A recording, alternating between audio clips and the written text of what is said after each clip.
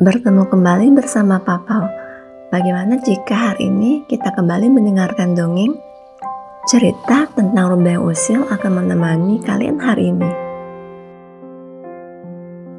Sore ini udara terasa sejuk, sementara hangatnya sinar matahari membuat siapa saja merasa mengantuk.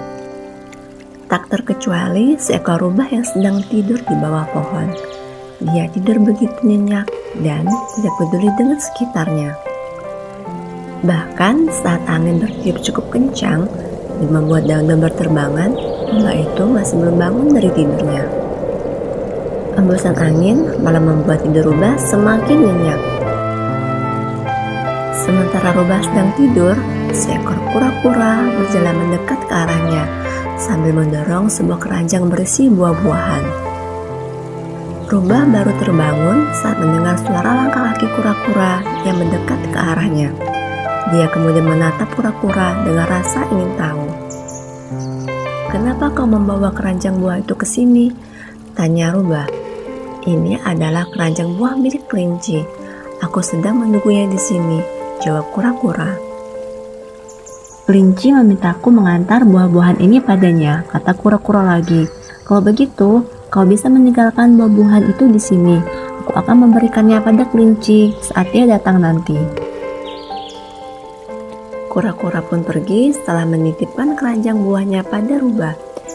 Dia jadi tidak perlu menunggu kelinci lagi. Rubah tersenyum senang saat tahu kura-kura percaya begitu saja padanya.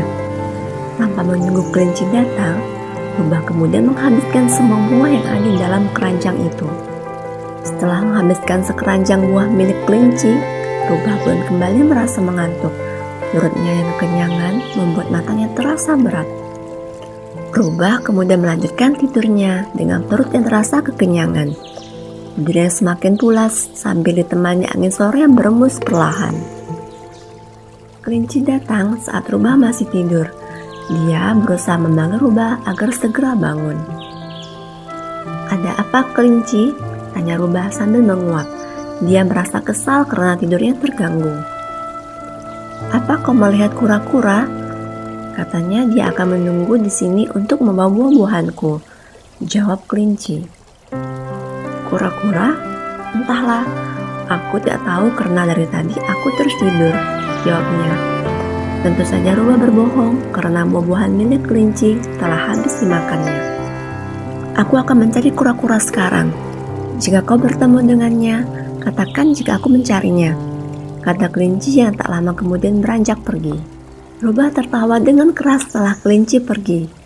Dia menertawakan kelinci yang tidak tahu jika buah-buahan miliknya telah habis dimakan. Rubah tidak bisa melanjutkan tidurnya karena ada seekor jerapah sedang berada di dekat pohon dan memakan pucuk-pucuk pohon itu. Rubah yang merasa tidurnya terganggu kemudian memikirkan cara agar jerapah itu segera pergi. Sebuah ide terlintas di pikirannya saat melihat seekor rusa yang lewat di hadapannya. Rubah mengatakan pada rusa jika tadi jerapah berbicara hal yang buruk tentang rusa, padahal semua itu hanya karangan rubah. Rusa yang telah termakan omongan rubah kemudian menghampiri jerapah dan merasa sangat marah karenanya. Keduanya berdebat cukup lama dan rubah hanya memandang dari kejauhan dan berharap pertengkaran itu membuat jerapah segera pergi. Jerapah dan rusa yang tidak bisa menahan diri kemudian terlibat perkelahian. Perkelahian membuat rusa dan jerapah pergi meninggalkan tempat itu. Rubah merasa senang karena rencananya berhasil. Rubah yang malas itu kembali tidur setelah tidak ada yang mengganggunya lagi.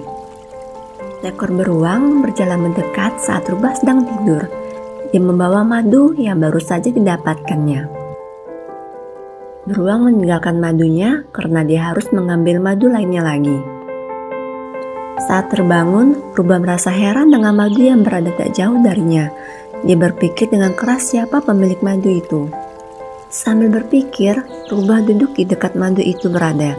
Lebah-lebah yang mengelilingi madu berbisik pada rubah dan mengatakan jika beruanglah pemilik madu itu. Rasa penasaran rubah membuatnya mendekat ke arah madu. Dia mengendus dan berusaha mencicipi madu. Karena terlalu bersemangat, rubah malah melupakan madu itu. Karena panik, Rubah buru-buru meninggalkan madu itu. Dia khawatir pemilik madu akan marah jika mengetahui madunya telah tumpah. Tapi sebelumnya, Rubah masih sempat mencicipi madu yang tumpah itu. Rasanya manis dan membuatnya ketagihan. Rubah baru merasa panik saat beruang datang dan melihat madunya yang telah tumpah. Dari lebah, dia tahu jika Rubahlah yang menumpahkan madunya. Beruang marah dan membuat Rubah ketakutan. Rubah berusaha melarikan diri sebelum beruang memberinya pelajaran. Beruang lebih sigap dan berhasil menangkap Rubah sebelum dia melarikan diri. Aku akan mengganti madumu, kata Rubah terbata. Sorot mata beruang benar-benar membuatnya ketakutan. Rubah kemudian membersihkan sisa tumpahan madu akibat perbuatannya tadi. Rubah juga berjanji akan mengganti madu yang baru pada beruang.